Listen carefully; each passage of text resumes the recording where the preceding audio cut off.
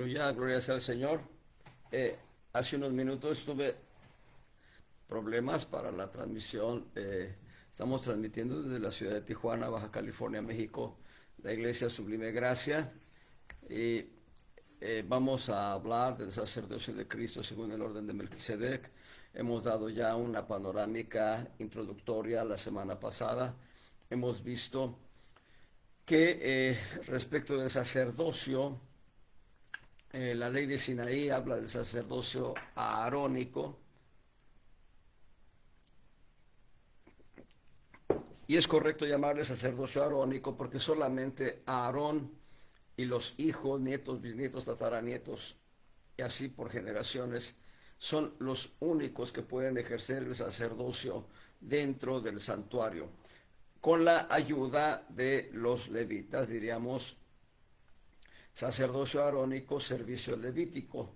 En manera general, las iglesias reconocen esto como sacerdocio levítico. Y es también cierto porque Aarón desciende de Leví. Ahora, encontramos nosotros en la Biblia, y lo vimos la semana pasada, a manera de repaso, que el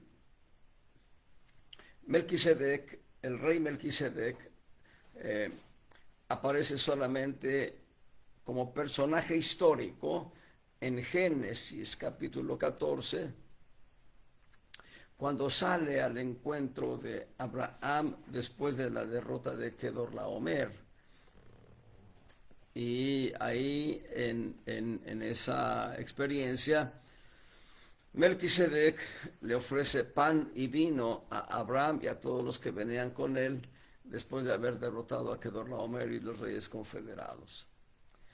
Lo único que ofrece Melquisedec es pan y vino. Y esa, esa, esa oferta de pan y vino es una referencia a la mesa del Señor que habrá de instituir antes de ir a la cruz. Ahora, Abraham le paga los diezmos a Melquisedec. Y ahí hay una relación profunda porque los diezmos son hacia Dios. Luego entonces Abraham reconoció en Melquisedec un personaje vinculado a Dios en el sacerdocio. De acuerdo a la ley de Sinaí, en el sacerdocio arónico, servicio levítico, los diezmos se pagan a los sacerdotes y los sacerdotes deben reservar lo que se llama el diezmo de diezmos. Y el caso específico es que Abraham reconoció al pagarle los diezmos a Melquisedec, reconoció a Melquisedec una posición completamente espiritual, una relación completamente espiritual. No olvidemos, mientras que el profeta es boca de Dios hacia los hombres, el sacerdote es boca de los hombres hacia Dios. El sacerdote es un intercesor. Y entonces, como personaje histórico, Melquisedec solamente lo vamos a encontrar una sola ocasión en toda la Biblia, en Génesis 14. Y en el Salmo 110 vamos a encontrar a Melquisedec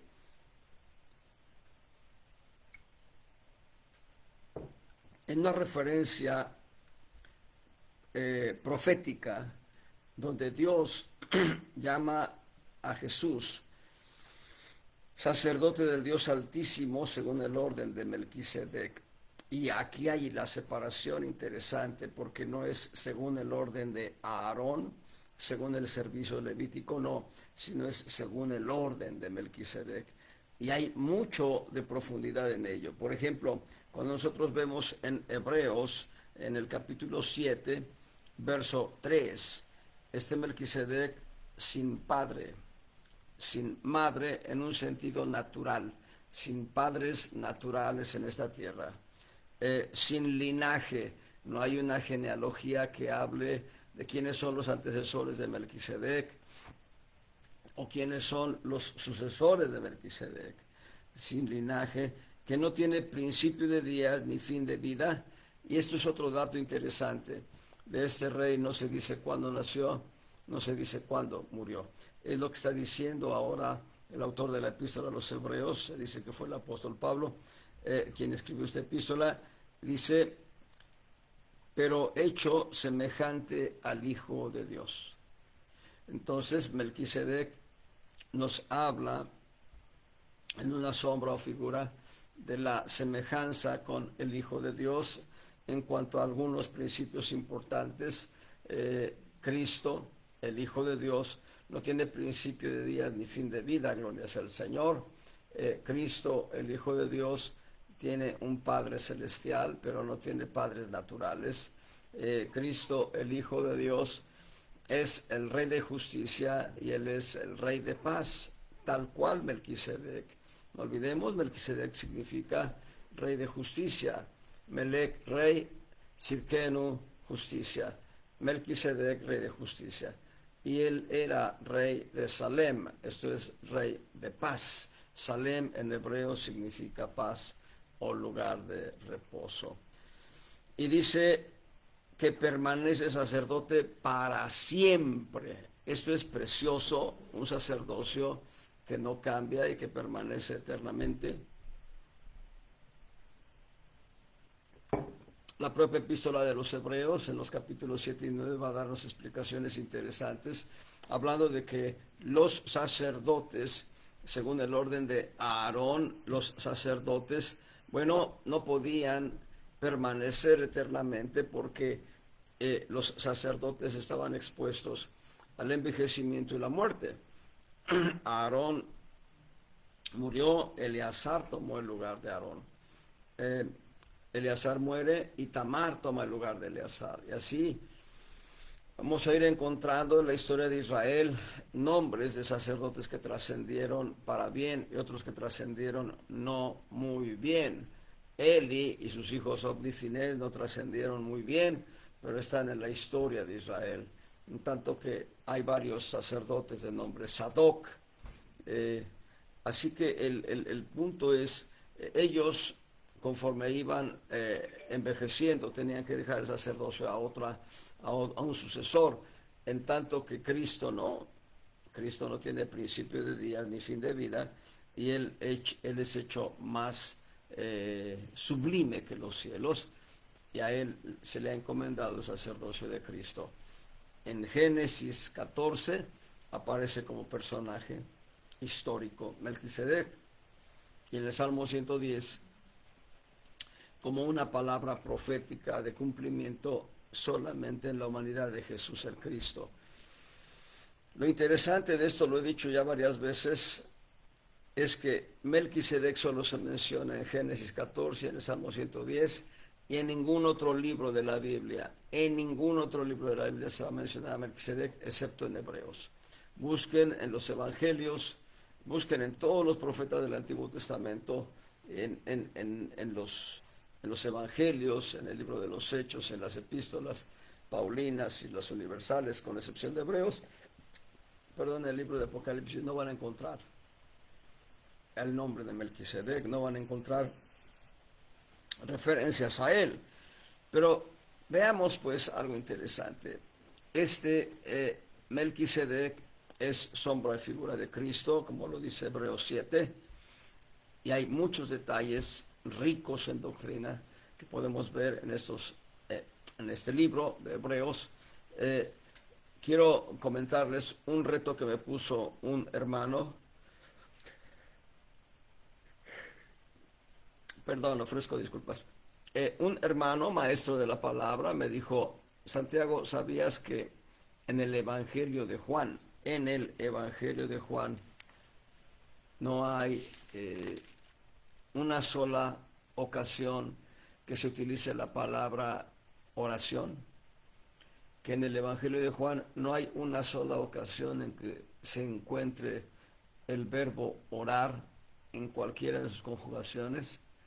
Evidentemente yo reaccioné en ignorancia, pero con una afirmación dogmática que me parece interesante, porque voy a tocarla ahora mismo.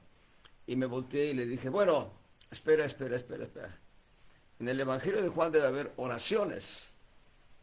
Y me dijo: sí hay oraciones del Señor Jesús. Ya no me dijo cuáles, obviamente, pero me dijo: pero no aparece la palabra oración, ni aparece la palabra orar en cualquiera de sus conjugaciones. Esto lo hacía en un juego para llevarme al tema de los temperamentos. No voy a hablar de los temperamentos ahora. Lo que sí puedo decirles es que en el Evangelio de Juan, así de una manera muy superficial, puedo mencionarles varias oraciones que hace el Señor Jesús. Muy puntualmente, en el capítulo 11 de Juan, cuando está ante la tumba de Lázaro, el Señor habla al Padre, una oración completa, muy sencilla en el sentido de que tiene pocas palabras, pero muy completa. En Juan capítulo 11, verso 41, en la última línea, la penúltima línea, Jesús alzando los ojos arriba, habló a través de la boca, Padre, gracias te doy que me has oído. Verso 42, que yo sabía que siempre me oyes, mas por causa de la compañía que está alrededor lo dije, para que crean que tú me has enviado. Noten, esto es una oración. El Señor Jesús está hablando al Padre de su corazón, de lo profundo de su corazón. Más adelante va a decir, Lázaro, ven fuera. Pero ha hecho una oración puntual. Hay varias oraciones que hace el Señor Jesús en el Evangelio de Juan, clavado en la cruz. Él va a decir ahí en Juan, capítulo, permítanme, clavado en la cruz.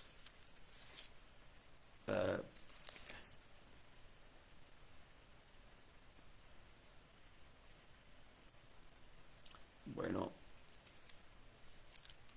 no voy a buscar eso. Mi intención es llevarlos a Juan 17. Perdón por la distracción. Juan 17 es un capítulo completo que envuelve una oración puntual del Señor Jesús. Pero lo más trascendente de ello es que esta es una oración sacerdotal.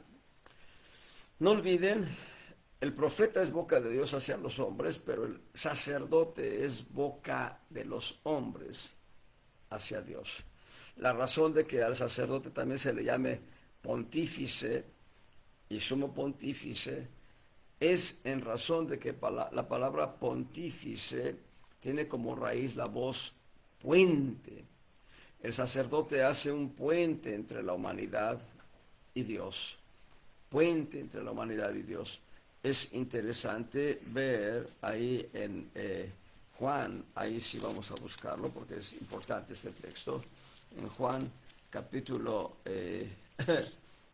1, verso 51.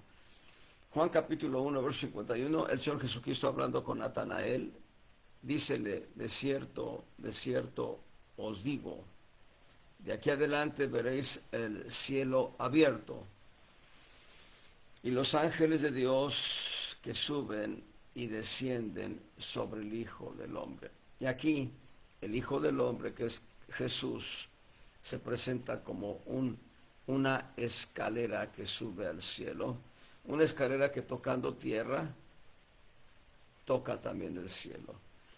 Cristo Jesús es esa escalera por la cual podemos subir al Padre. Y entonces vamos a ver que en el capítulo 17 de Juan, desde el inicio hasta el final, encontramos una oración sacerdotal, una oración de Cristo por su iglesia. No estoy exagerando cuando digo por su iglesia, si bien al principio la intención de la oración es guardar a aquellos que le han seguido, sus discípulos. Hay una palabra puntual ahí que dice, y no ruego solo por ellos, sino por los que han de creer en mi nombre. No entro todavía en materia, pero sí es importante leerlo. Juan capítulo 17, en el verso 20. Juan capítulo 17, verso 20. Mas no ruego solamente por estos. Pedro, Juan, Jacobo, el otro Jacobo, Judas Tadeo, etcétera, todos los Leví o Mateo, Andrés, Bartolomé, María Magdalena, no solo ruega por los discípulos que le han seguido hasta este momento de crisis, dice, sino también por los que han de creer en mí por la palabra de ellos. Perdón, perdón por el bostezo. Bien, entonces los que han de creer, esa expresión, los que han de creer, 5 palabras, habla de ti y de mí, habla de todos los que hemos creído y que hemos confesado a Jesús como nuestro Salvador personal. Así que esta es una oración muy preciosa en muchos aspectos. El verso 1, Juan capítulo 17, verso 1.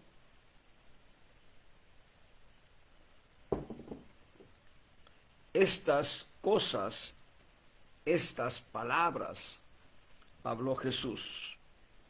Y levantando los ojos al cielo, dijo, Padre, ahí está. Inicia una oración hacia el Padre. Padre, la hora es llegada. Glorifica a tu Hijo para que también tu Hijo te glorifique a ti. Empieza en una petición de que Jesús debe ser exaltado hasta lo más excelso y sublime, porque Él ha glorificado al Padre, pero aún lo va a glorificar hasta el final. Esto es, hasta la cruz, hasta la muerte de cruz. Filipenses 2, del 5 al 11, va a mostrar siete principios de humillación del Señor Jesús, pero 7 principios de exaltación del Señor Jesús. Y aquí está la petición. Y Filipenses 2, del 8 al 11, dije del 5 al 11 porque del 5 al 8 está la humillación, 7 principios de humillación, pero del 8 al 11 está la exaltación de Cristo. Dice, por lo cual, el apóstol Pablo dice, por lo cual, por ello, por lo que se está describiendo en los versos anteriores del 5 al 8. En Filipenses 2 dice, Dios lo exaltó a lo sumo, a lo más alto, lo más excelso, lo más sublime, y le dio un nombre que es sobre todo nombre, para que en el nombre de Jesús se doble toda rodilla de los que están en el cielo, en la tierra y debajo de la tierra, y toda lengua confiese que Jesús es el Señor. Yo he visto algunos ministros que tienen un celo profundo del nombre de Jesús, y yo me ofendo de ver personas que tienen el nombre de Jesús, que son pillos, o que son drogadictos, o que son alcohólicos, o blasfemos, o criminales. Usan el nombre de Jesús, alguien les puso el nombre de Jesús, y el nombre de Jesús es un nombre sublime, un nombre glorioso, un nombre excelso. Entonces, así lo dice el apóstol Pablo, para que en el nombre de Jesús se doble toda rodilla de lo que está en el cielo, en la tierra y debajo de la tierra, y toda lengua confiese que Jesús es el Señor, a la gloria de Dios Padre. Así que empieza Juan 17 diciendo, glorifica a tu Hijo para que también tu Hijo te glorifique a ti. Verso 2, estoy en Juan ahora, Juan 17, verso 2. Como le has dado la potestad de toda carne, para que dé vida eterna a todos los que le diste. Empieza haciendo una declaración. Ahora, después de pedirle al Padre que sea glorificado, que ambos sean glorificados, uno y otro, de una manera simultánea, recíproca,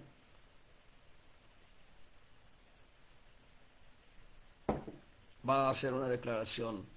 ¿Qué es la vida eterna? Nos da una definición muy sencilla de la vida eterna, y por ser muy sencilla, fácil de comprender, y al mismo tiempo, al entender esto, ver lo glorioso que es la definición misma. Esta empero es la vida eterna, que te conozcan al solo Dios verdadero y a Jesucristo al cual has enviado. Aquí está hablándole al Padre diciendo, la vida eterna es conocer al Padre. Nosotros hemos empezado a conocer al Padre por medio de Jesucristo. Y les digo, para eso es la eternidad. Nunca terminaremos de conocer completamente al Padre. La eternidad es para conocer al Padre. Aleluya. Y en el verso 4, Juan 17, verso 4, dice, yo te he glorificado en la tierra. He acabado la obra que me diste que hiciese. Notemos algo importante. Esta oración va a hacerla camino a Getsemaní. Esta oración, en el capítulo 16, él se detiene para exhortar a sus discípulos, para anunciarles lo que viene después de su partida. Y va a estar ya anunciando su partida y el cumplimiento de la perfecta voluntad del Padre. Así que esto lo hace camino a Getsemaní, o ya estando en Getsemaní. Getsemaní significa la prensa de olivas, es decir, el lugar donde se prensaban las semillas de la oliva para obtener el aceite. Y la oliva, que es Cristo, esto lo describe Romanos 11, Cristo es la oliva, fue prensada en Getsemaní. Y la opresión que empezó a padecer por el conocimiento de la perfecta voluntad del Padre, que debía beber la copa de la ira de Dios e ir a la cruz, le lleva a experimentar un sudor como gruesas gotas de sangre. Sigo leyendo Juan 17, yo te he glorificado, verso 4, yo te he glorificado en la tierra, he acabado la obra que me diste que hiciese. Cuando él dice, he acabado la obra que me diste que hiciese, está hablando de toda la labor profética que realizó desde que empieza su ministerio, saliendo del Jordán después de ser bautizado, y cuando él ha ido al desierto para vencer a la tentación y el enemigo, vencer la tentación y el diablo, y él regresa en el poder del Espíritu Santo, de acuerdo a Lucas 4, y ahí en ese capítulo 4, él entra en la sinagoga, le dan el libro del profeta Isaías para leer, y él abre el libro, porque era un rollo, abre el libro y busca el texto específico que va a declarar la palabra profética, el Espíritu del Señor Jehová es sobre mí, por cuanto me ha ungido Jehová y me ha enviado. Empieza a describir solamente las bendiciones que habría de cumplir como profeta. Hay una palabra intercalada en esas bendiciones que no leyó el Señor de manera deliberada: el día de venganza. Porque el día de venganza está reservado para los próximos años, en breve,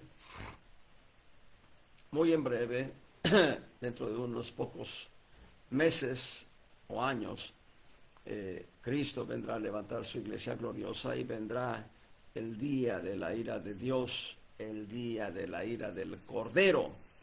También Cristo va a manifestar su enojo, su ira contra todos aquellos que le rechazaron. Esa parte, esa línea específica, no la leyó en Lucas 4. Y está diciendo, toda la obra que me dice que hiciese he acabado. He predicado el reino de los cielos, he anunciado cómo debe la gente poder entrar al reino de los cielos, al reino de Dios.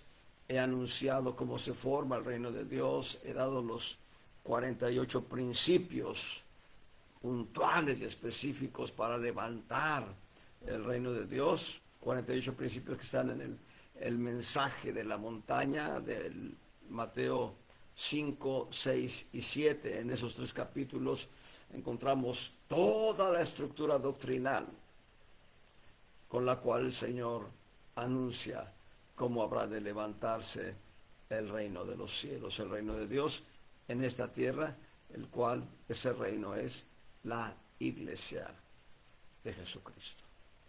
Y dice, he cumplido, he acabado la obra que me diste que hiciese, he confrontado a los fariseos, a los saduceos, a los herodianos, todo lo que él ha hecho y que estaba profetizado. Y lo único que le faltaba era entrar al huerto de Getsemaní para conocer la perfecta voluntad del Padre, y una vez conocida esa perfecta voluntad, si él hubiese de ir a la cruz o no. Alguien dijo, a Getsemaní entraron dos voluntades, la del Padre y la del Hijo. De Getsemaní salió una voluntad, la del Padre, y un corazón, una voluntad del Hijo para someterse a la voluntad del Padre, fusionadas. Esa es tu perfecta voluntad, Padre.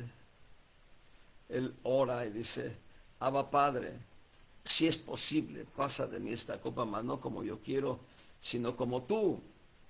Y 3 veces hace esta oración y 3 veces recibe el testimonio del Padre. Era necesario que él bebiese la copa de la ira de Dios. Así que el Señor Jesús entró pensando, si se puede, no vaya yo a la cruz, pero si no se puede, iré a la cruz. La voluntad del Padre fue inquebrantable, la voluntad del Padre fue única. Cristo dijo, esa es tu voluntad, Padre. Hebreos 10, 5 al 10, por lo menos en 2 o hasta 3 ocasiones va a decir que Jesús vino a esta tierra para hacer la voluntad del Padre. Heme aquí para que haga, oh Dios, tu voluntad.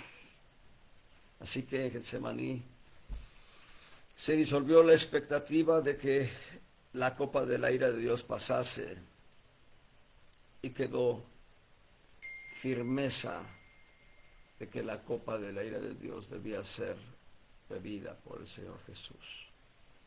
Sale la voluntad. He acabado la obra que me diste que hiciese. Lo único que restaba era,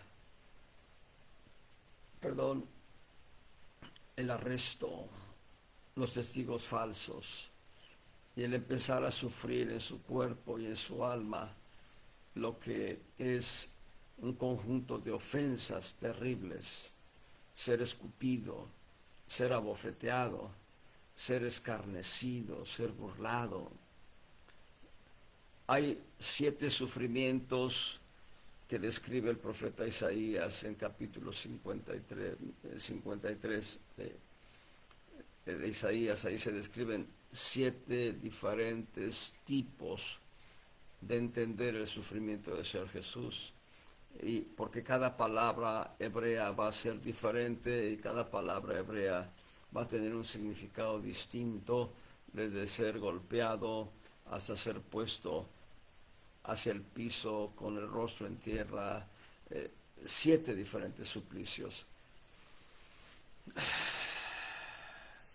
Faltaba eso. Faltaba que se burlara de él Herodes y su corte. Faltaban los azotes que Pilato habría de ordenar sobre su cuerpo. Faltaba que él tuviese que cargar el madero y a falta de fuerza tuviese que venir Simón Cireneo a cargarlo por fuerza romana. Los soldados romanos lo obligaron a Simón Cireneo a cargar el madero y sufrir la cruz, y estando clavado en la cruz, sufrir la vergüenza y el oprobio, las burlas.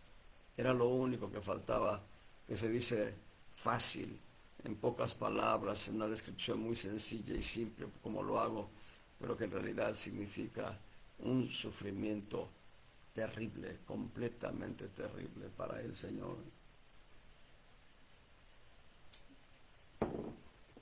Y es que en ese sufrimiento estaba cifrada también la perfecta voluntad del Padre Celestial. No acabó ahí, no acabó en el ser clavado en la cruz y sufrir un desangrado total de su cuerpo, sino su alma tuvo que descender a lo más profundo del infierno, al corazón de la tierra, dijo él, en el corazón de la tierra. El corazón de la tierra tiene una temperatura cercana a los 5.000 grados centígrados. 5.000 grados centígrados. Nosotros, digo nosotros, me refiero a mí, mi esposa, si vamos a Mexicali con 48 grados de temperatura, sentimos que nos vamos a fundir por causa del calor. 48 grados es el 0.01% de la temperatura del corazón de la Tierra.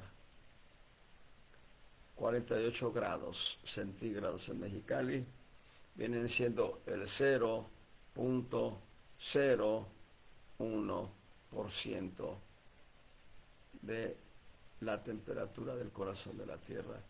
El alma del Señor tuvo que ir ahí a ser atormentada con ese calor intenso. Hay quienes de una manera completamente ignorante afirman que ahí que el infierno está lleno de demonios atormentando a la gente. Personalmente, por lo que he leído de la Escritura, no encuentro una referencia a que demonios estén ahí atormentando gente. No voy a hablar de eso porque quiero concentrarme en lo que hace el Señor Jesús. Cuando Él dice, he acabado la obra, Él está dando por sentado que va a cumplir la perfecta voluntad del Padre, y entonces, en su muerte, sepultura y resurrección, concluye la perfecta voluntad del Padre, y es la resurrección del Señor Jesús la que permite establecer diferentes cambios, modificaciones. La ley de Sinaí queda abrogada, como dice Hebreos 9. O Hebreos 7, es ahorita les digo muy bien, la ley de Sinaí quedó abrogada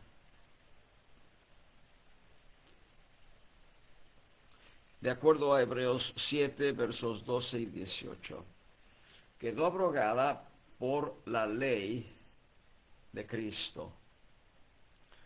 Mientras que la ley de Sinaí decía en un contexto completo esta expresión: si haces esto, recibes bendición. Si no lo haces, recibes maldición.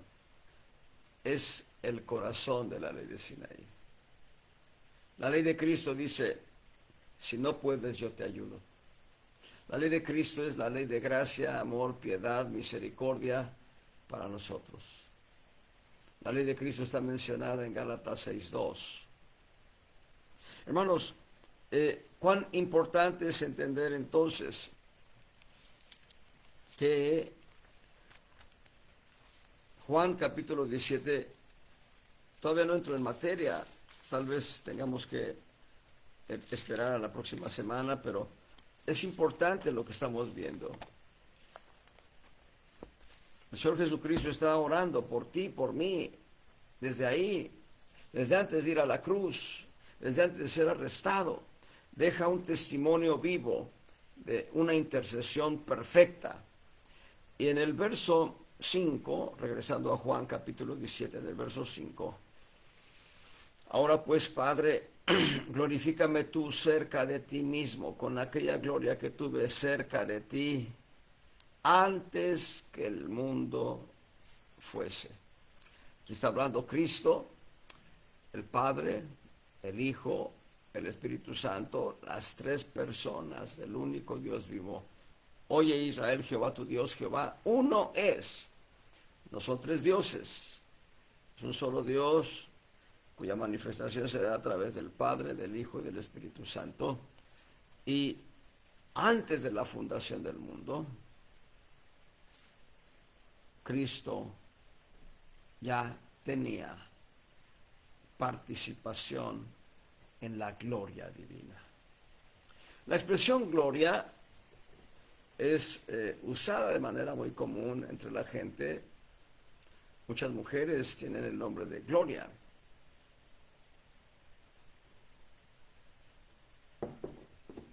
Si me preguntan cómo defines la gloria, la palabra gloria, la verdad, soy honesto, no tengo palabras para definir la expresión gloria. Hace ya unos 38 años, 37 años, 37, 36 años, en la iglesia local donde crecí, una hermana de nombre Gloria se acercó al pastor y le preguntó diferentes detalles, y uno de ellos qué significaba gloria. Y me acuerdo que me atreví a decir: gloria significa la presencia de Dios. Es una definición muy simple, muy sencilla. Yo creo que decir gloria es la presencia de Dios es una manera correcta de definirlo, pero tenemos que experimentarlo. No basta con decir es la presencia de Dios, sino experimentar la presencia de Dios. Esa presencia que a veces te da la sensación de que tú vas a explotar en millones de pedazos, de partículas, pero que deseas que siga ahí, que esté dentro de ti, que te subyuga, que te arroba, que te hace sentir una experiencia sublime. No puedo definir qué es la gloria de Dios, pero Cristo ya participaba de la gloria divina porque Él es el Hijo. Como no tengo palabras para definir la gloria, yo espero que Dios un día nos dé un mensaje con total revelación. Pasemos al verso 6. Estoy en Juan capítulo 17, verso 6. Quiero hacer otro apunte más en cuanto al verso 5. Con aquella gloria que tuve contigo antes que el mundo fuese. Y esto es importante. Esa palabra mundo debe ser cosmos. La palabra mundo debe ser cosmos. Y la palabra cosmos es una voz que podemos definir como el conjunto. Cosmos. Cosmos es el conjunto de, o más bien, el sistema.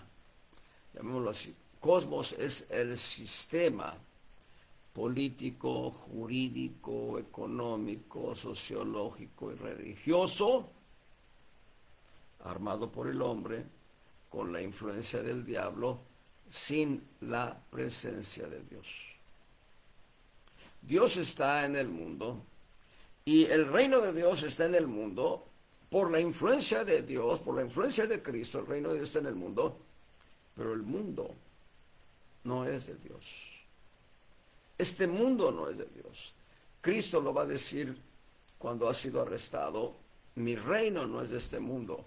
Y cuando utiliza la palabra mundo hace la voz cosmos. Mi reino no es de este cosmos. Pilato le cuestiona, le dice: luego rey eres tú eres rey de los judíos. Es cuestionado el Señor varias veces. Él va a decir: mi reino no es de este mundo. Esto es importante. Antes que el mundo fuese. ¿A qué se refiere el Señor Jesús?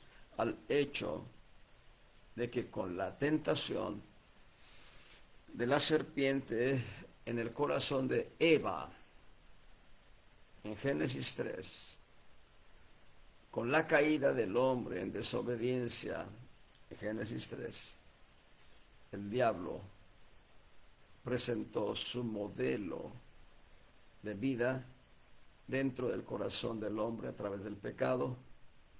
Y el hombre empezó a orquestar este sistema que ha evolucionado a lo largo de siglos.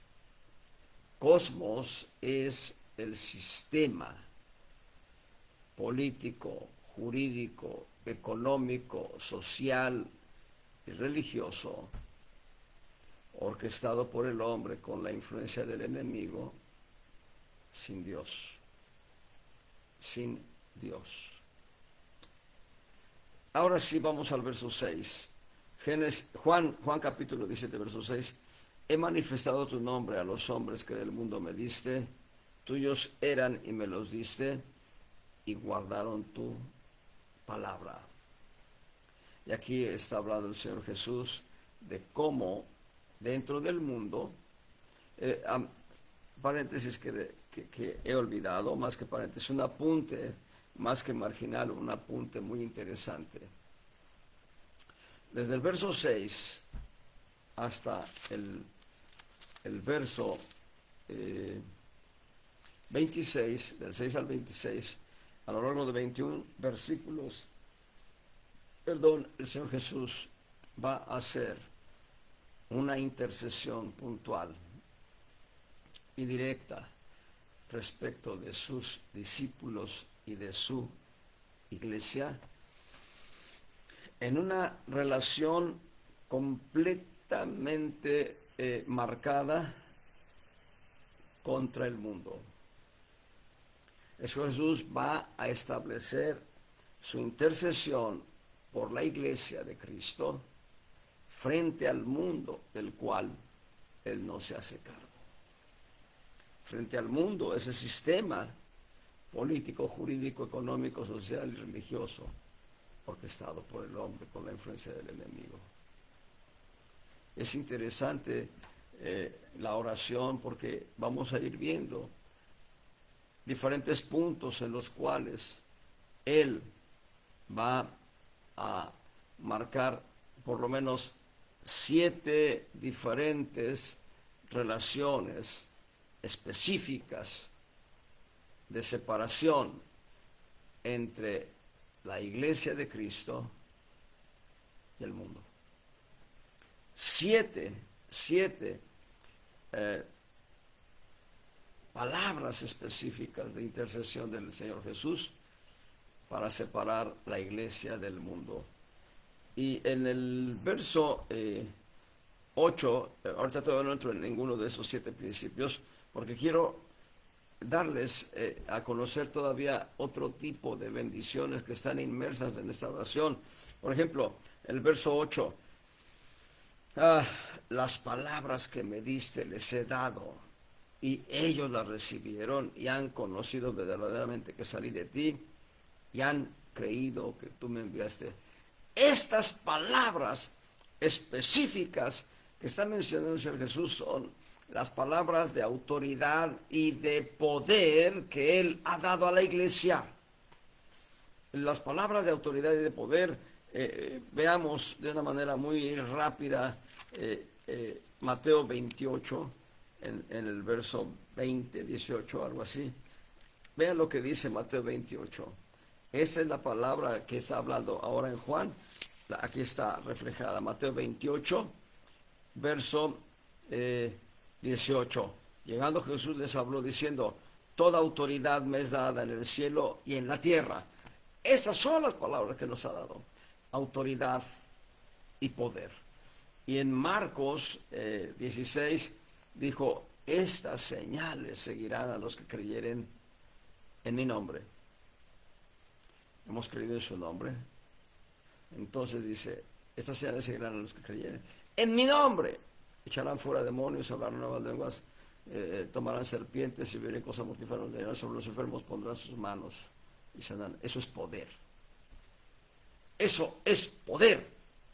Así que las palabras de autoridad y de poder han sido depositadas en la iglesia. Y hay una palabra todavía muy intensa que no está en Juan 17, pero que tiene que ver con este capítulo 17, porque dice, y estas palabras o este evangelio, así dice, este evangelio se ha de predicar a todas las naciones y entonces vendrá el fin. ¿Cuál evangelio? El evangelio de poder, el evangelio de autoridad. Alguien ilustró el poder y la autoridad de la siguiente manera. En el policía refleja su autoridad en la placa. la placa que trae en el pecho, la placa que trae en la gorra. Eso muestra que él es autoridad. Y el poder lo trae en la macana, la cachiporra, en la pistola, en el fusil. Ahí está el poder. Si la gente no se somete a la autoridad, cuando la autoridad reclama que haya sometimiento, entonces la autoridad va a ejercer el poder. Ahora, véanlo en esta perspectiva. Nosotros tenemos autoridad y dominio. La palabra dominio se refiere al poder.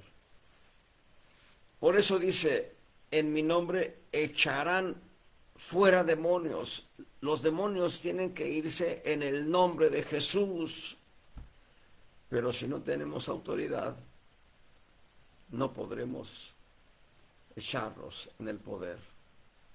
Necesitamos reconocer que Dios nos ha dado autoridad y poder. Así que regresando a Juan 17:8, las palabras que me diste les he dado, para que ellos las recibieron y han conocido. Las palabras que me diste les he dado, palabras de poder, de autoridad, palabras de autoridad y de poder. Este evangelio ha de ser predicado a todas las naciones, entonces vendrá el fin. ¿Cuál evangelio? Evangelio de autoridad y de poder. Las iglesias que han dado lugar a la entrada de gente desviada que no ha reconocido a Jesús como Salvador personal, porque si lo hubiese reconocido, dejarían sus desviaciones. Iglesias que hacen show, que hacen payasadas, como dice un pastor. Asambleas en las que se va a reírse de las puntadas, de los argumentos jocosos que se le antojan al predicador. Son iglesias que no tienen autoridad y tampoco tienen poder. Hay iglesias que dan la impresión de tener el poder, pero lo que están haciendo es un show mediático espiritual. No se han dado cuenta por discernimiento que es el enemigo quien está haciendo el show ahí. Regreso pues entonces. Juan 17 va a decirnos tres grandes verdades. Todavía no entro a los 7 puntos, tal vez los veamos la próxima semana, el tiempo es corto, pero tres grandes verdades que nos da Juan 17 para caminar en la unidad del cuerpo de Cristo, caminar en armonía. Ahí en el verso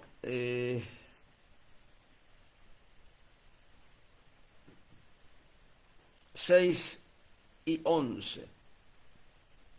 Versos 6 y 11. He manifestado tu nombre a los hombres que del mundo me diste. Tuyos eran y me los diste, guardaron tu palabra. La primera parte de este verso, he manifestado tu nombre. Verso 11. Y ya no estoy en el mundo, mas estos están en el mundo. Yo a ti vengo, Padre Santo, a los que me has dado, guárdalos por tu nombre, para que sean una cosa como también nosotros. La expresión una cosa, en realidad, en la manera original de escribirse, es de este sentido, para que caminen en unidad.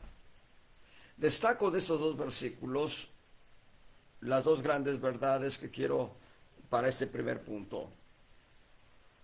El nombre del Señor, el nombre del Padre, y número 2, la unidad en el cuerpo. El nombre del Señor, el nombre del Padre Celestial nos habla de su naturaleza, lo que Él es en sí mismo. Y Primera de Juan, capítulo 4, versos 7, 8 y 16, nos dan la exacta definición de la esencia de Dios. El nombre de Dios habla de su naturaleza y dice, 1 de Juan 4, 7, 8, muy amados, amémonos unos a otros, porque el amor es de Dios. Ahí está. El amor ágape es de Dios. Tres voces para amor en griego, una de ellas es ágape. Y dice, porque el amor es de Dios. Todo aquel que ama conoce a Dios. Bueno, el que no ama a Dios no conoce, dice. Vamos a leerlo para no decirlo de memoria. Y ahí está la naturaleza de Dios. El amor nos va a mantener en unidad. Carísimos, amémonos unos a otros porque el amor es de Dios. Cualquiera que ama es nacido de Dios y conoce a Dios. El que no ama no conoce a Dios porque Dios es amor.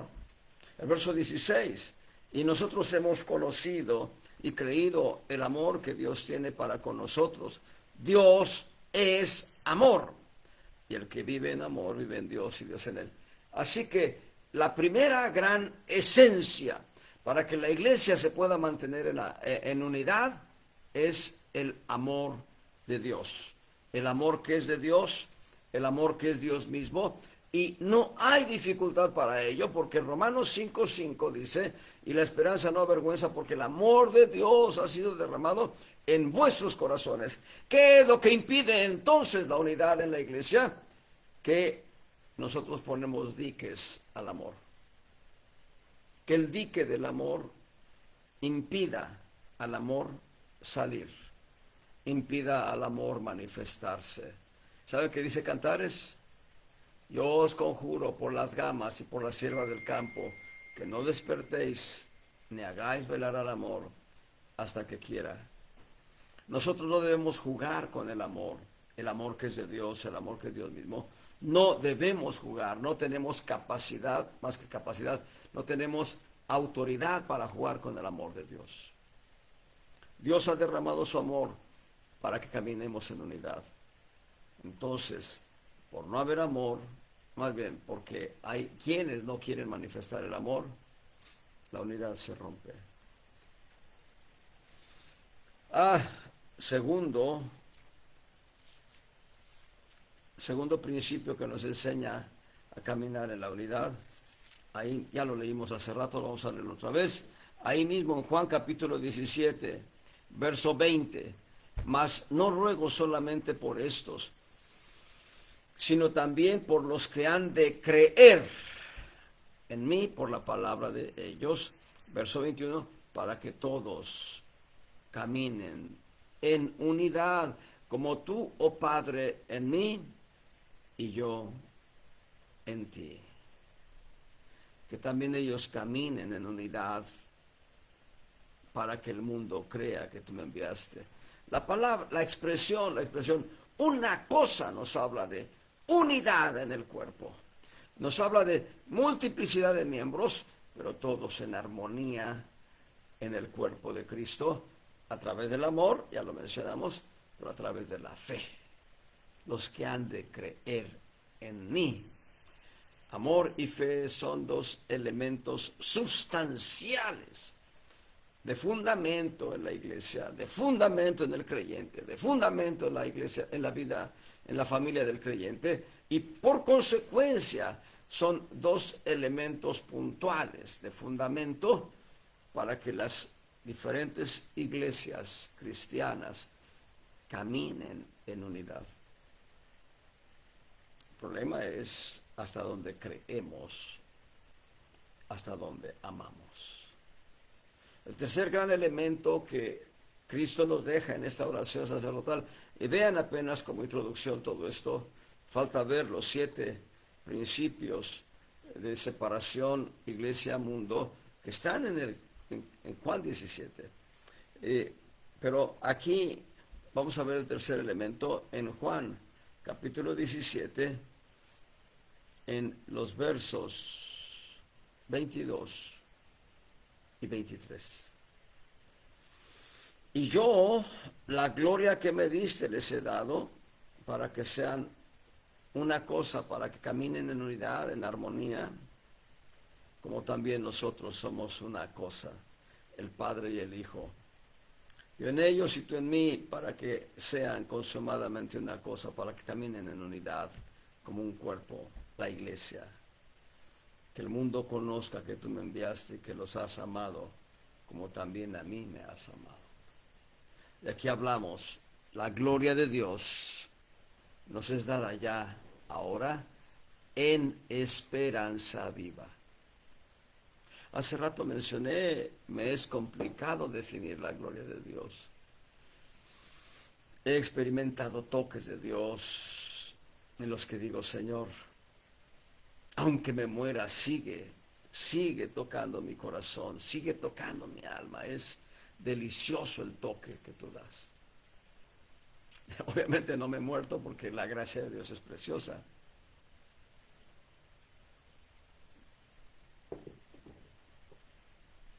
Pero la gloria de Dios es mucho más excelsa y sublime que las palabras que yo pueda hablar de ello. Esa gloria ya nos es dada ahora en esperanza viva. Esperanza. Amor, fe y esperanza en el orden en que está en esta oración sacerdotal. Amor, fe y esperanza son los tres grandes fundamentos para la iglesia de Jesucristo. Para que el creyente no sea conmovido de doctrinas de error, para que la familia del creyente crezca en solidez, para que la iglesia local se apuntale y sea sólida, pero también para que las iglesias que convocan el nombre del Señor Jesús, que invocan el nombre del Señor Jesús, que reconocen en Jesús su Salvador personal, caminen en unidad. Amor, tu nombre, el nombre del Señor es amor. Fe, los que han de creer, su gloria, esperanza viva. Voy a mencionar los 7 principios de esta oración la próxima semana, pero les anticipo, Dios es amor. Dios es amor. Dios, escúchenlo bien, Dios es gracia. Dios es piedad. Dios es misericordia. Sí existen textos bíblicos que hablan de que Dios manifestó su gracia, Dios manifestó su piedad, pero dos textos puntuales. Bueno, ya mencioné, Dios es amor, 1 Juan 4, 8 y 16. Pero en Hebreos dice, acerquémonos confiadamente al trono de su gracia.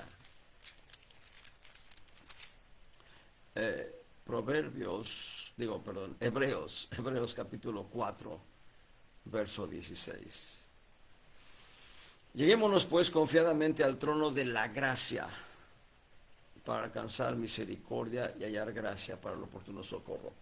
Esto habla de que hay un trono y en el trono está sentada la gracia.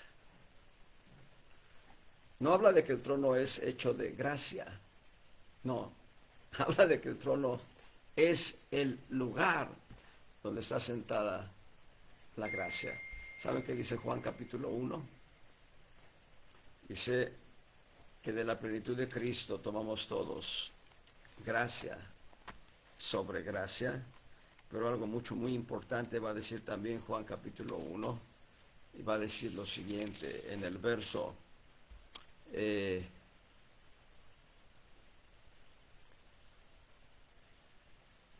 17.